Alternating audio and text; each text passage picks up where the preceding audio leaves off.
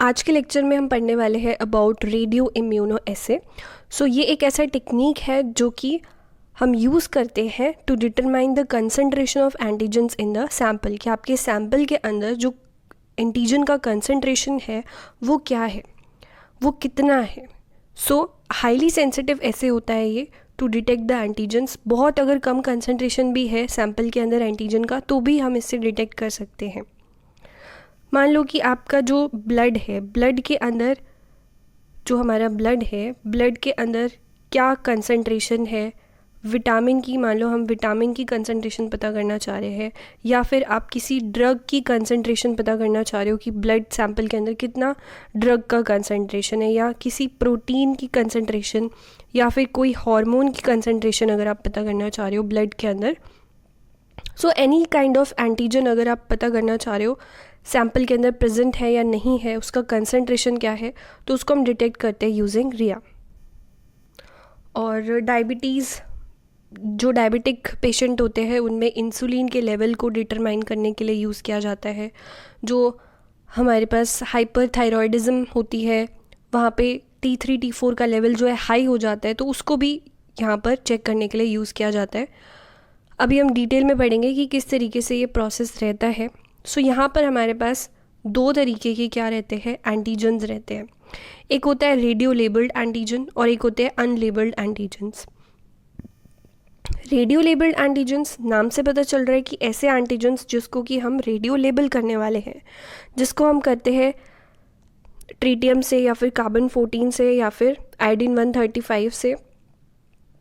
ये हमारे पास में जो रेडियो लेबल्ड एंटीजन्स होते हैं उनकी जो कंसंट्रेशन होती है वो हमें पता होती है, वो नोन कंसंट्रेशन होती है। दूसरे टाइप के एंटीजन्स होंगे यहाँ पर अनलेबल्ड एंटीजन्स, यानी कि जो हमें नहीं पता है कि उनकी कंसंट्रेशन क्या है सैंपल में, और वो अनलेबल्ड है, वो लेबल्ड नहीं है।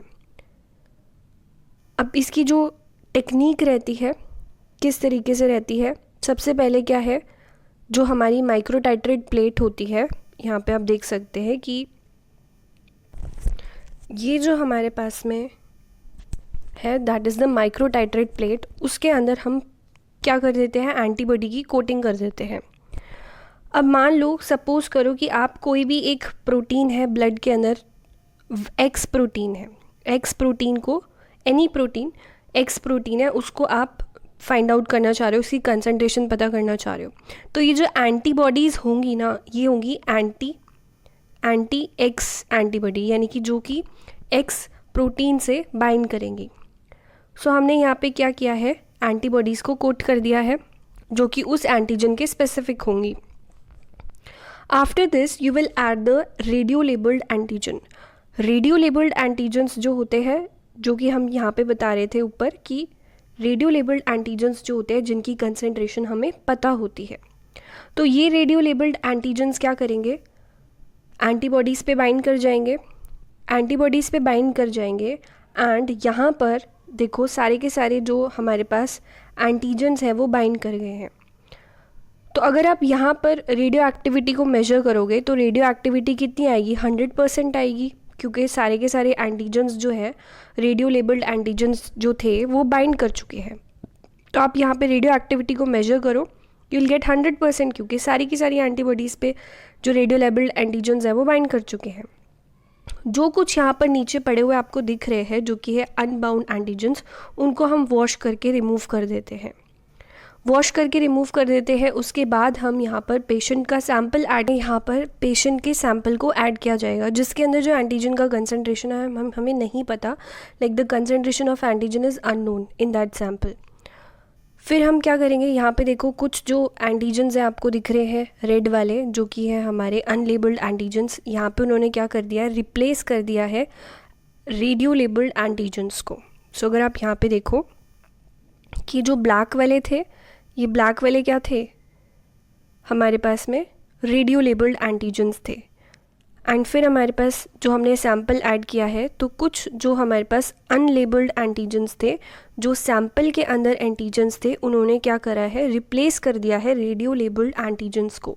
तो यहाँ पे आपने देखा कि जो रेडियो लेबल्ड एंटीजन है और जो अनलेबल्ड एंटीजन है उनके बीच में क्या हो रहा है, यहाँ पर एक कंपटीशन हो रहा है कि कौन जो है बाइंड करेगा, कौन जो है बाइंड करेगा। तो here what you will see कि there is competition between these two antigens.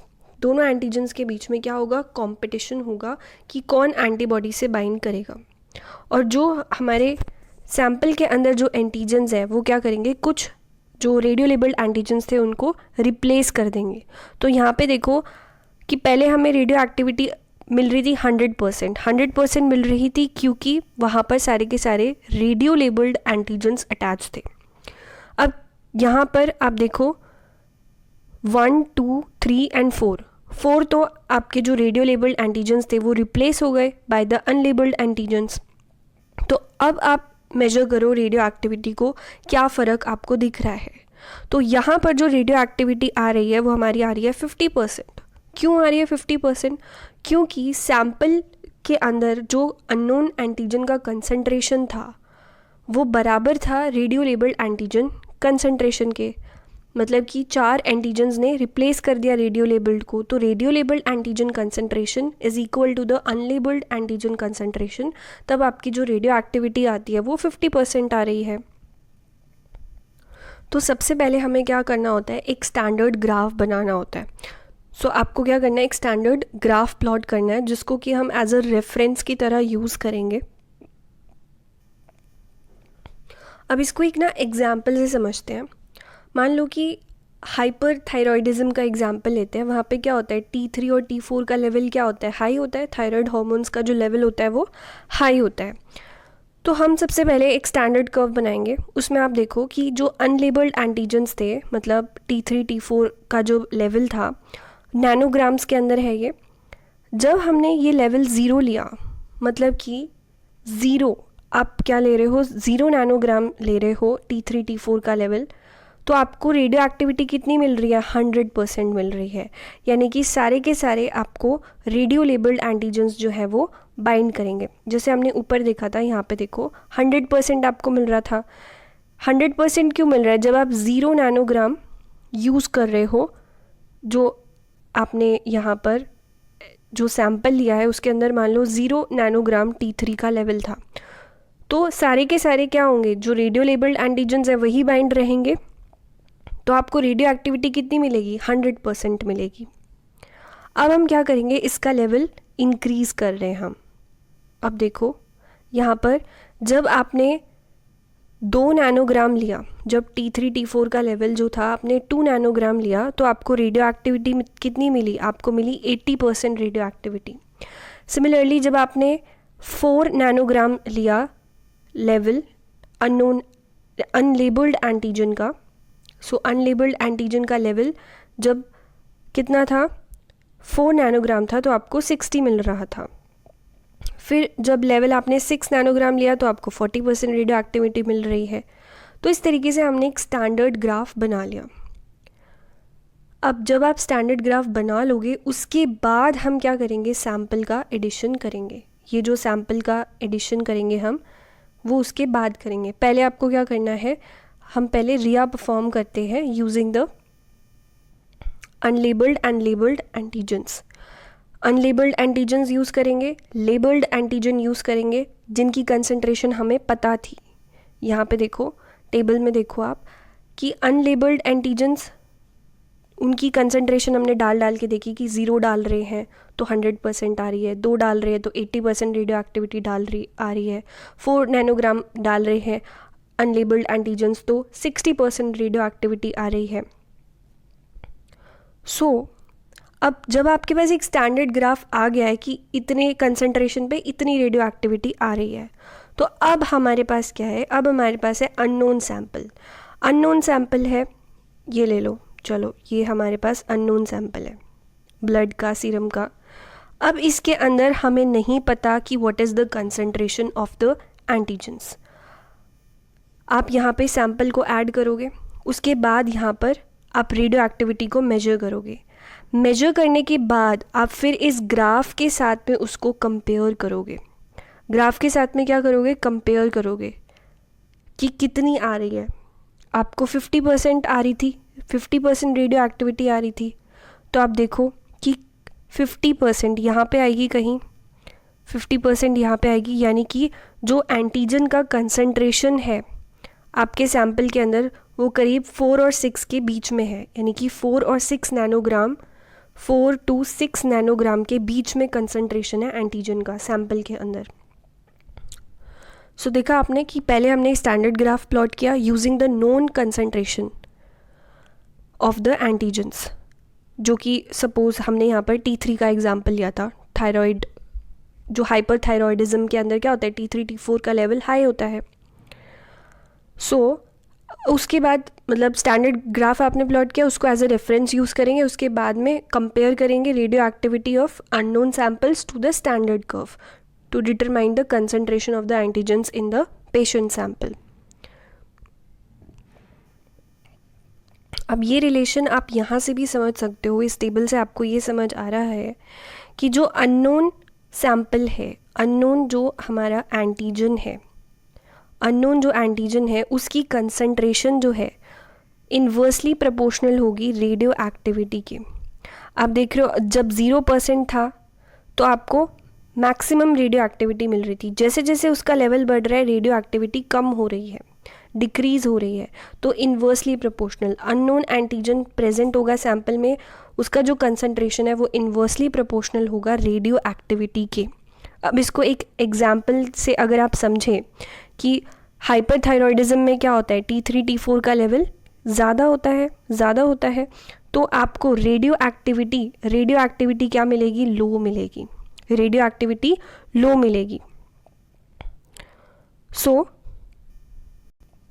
कैसे मिलेगी लो, देखो ये आपकी माइक्रोटाइट्रेट प्लेट थी, यहाँ पे हमने सबसे पहले रेडियो लेबल्ड एंटीजन्स डाले थे, वो सारी जगह बाइंड कर गए थे, तो आपने मेजर किया 100% रेडियो एक्टिविटी आ रही थी। फिर आपने सैंपल डाला, ये रहा आपका सैंपल, ऑरेंज वाला आपका क्या है, सैंपल हो गया ब्लड का या फिर सीरम का। अब इसके अंदर ये पेशेंट का जो सैंपल है, इस पेशेंट को अगर हाइपरथायरॉयडिज्म है यानी कि T3 और T4 का जो लेवल है वो यहाँ पे हाई होगा, तो एंटीजन्स क्या है इसके सैंपल में, हाई है। तो यहाँ पे जब आप डालोगे तो ये क्या करेंगे, जो रेडियो लेबल्ड एंटीजन्स थे उनको क्या कर देंगे, यहाँ पे ये रिप्लेस कर देंगे। तो मैक्सिमम जो आपके रेडियो लेबल्ड एंटीजन्स थे वो यहाँ पे रिप्लेस हो जाएंगे एंड उनकी जगह पर आपके क्या आ जाएंगे, हमारे पास आ जाएगा जो हमारे एंटीजन्स थे, ऑरेंज वाले थे, T3 T4 जो है वो एंटीबॉडी से बाइंड कर जाएंगे। सो अगर सैंपल के अंदर अननोन जो हमारी कंसंट्रेशन है एंटीजन का वो ज़्यादा होगा तो आपको रेडियो एक्टिविटी कम मिलेगी। कम क्यों मिलेगी, क्योंकि रेडियो एक्टिविटी किसकी वजह से मिल रही थी, रेडियो एक्टिव एंटीजन्स की वजह से मिल रही थी, रेडियो लेबल्ड एंटीजन्स की वजह से मिल रही थी। लेकिन वहाँ पे इन्होंने क्या किया है, इन्होंने तो जो हमने सैंपल के जो एंटीजन्स थे, सैंपल के एंटीजन्स ने रिप्लेस कर दिया है रेडियो लेबल्ड एंटीजन्स को। तो अब आपको रेडियो एक्टिविटी तो कम ही मिलेगी, क्योंकि जो रेडियो एक्टिविटी दे रहे थे वो वाले एंटीजन्स तो अब रिप्लेस हो चुके हैं। देयरफॉर जो हाइपरथायरॉयडिज्म वाला पेशेंट है उसका जब आप सैंपल की टेस्टिंग करोगे, क्योंकि उसमें T3 का लेवल ज़्यादा है तो आपको रेडियो एक्टिविटी लो मिलेगी। ऐसी आप डायबिटीज़ के लिए भी देख सकते हो। अब डायबिटीज़ में क्या होता है, डायबिटिक जो पेशेंट होता है, जो हमारा डायबिटिक पेशेंट होता है उसके अंदर जो इंसुलिन का कंसंट्रेशन होता है वो क्या होता है, लो होता है। इंसुलिन का कंसंट्रेशन लो होता है तो रेडियो एक्टिविटी लो होगी कि हाई होगी, ऑपोजिट होती है ना, तो रेडियो एक्टिविटी आपको हाई मिलेगी। So in case of insulin like diabetic patient, क्योंकि इंसुलिन कम है तो रेडियो एक्टिविटी आपको ज़्यादा मिलेगी। तो ये रिया की कुछ एप्लीकेशंस हैं कि इस तरीके से हम क्या कर सकते हैं, रेडियो इम्यूनो एसे से पता कर सकते हैं किसी भी डिजीज़ का, लाइक एंटीजन के कंसंट्रेशन का। We can also determine the level of insulin. So radio immuno assay, अब आपको इसका टर्म जो है अच्छे से समझ आएगा। रेडियो क्यों हमने बोला, क्योंकि रेडियो एक्टिव मटेरियल का यहाँ पे यूज़ किया गया। इम्यूनो हमने बोला क्योंकि यहाँ पे एंटीबॉडी एंटीजन्स जो है इन्वॉल्व थे, हमने एंटीबॉडी का यूज़ किया, एंटीजन को डिटेक्ट किया। ऐसे का मतलब क्या होता है, टेस्ट, तो इसलिए इसका नाम रखा गया radio immuno essay. So that's all for today. अगर वीडियो आपके लिए हेल्पफुल था तो प्लीज़ अपने फ्रेंड्स के साथ भी शेयर करें, एंड अगर आप चैनल पर नए हैं then do subscribe for more updates. Thank you and have a great day.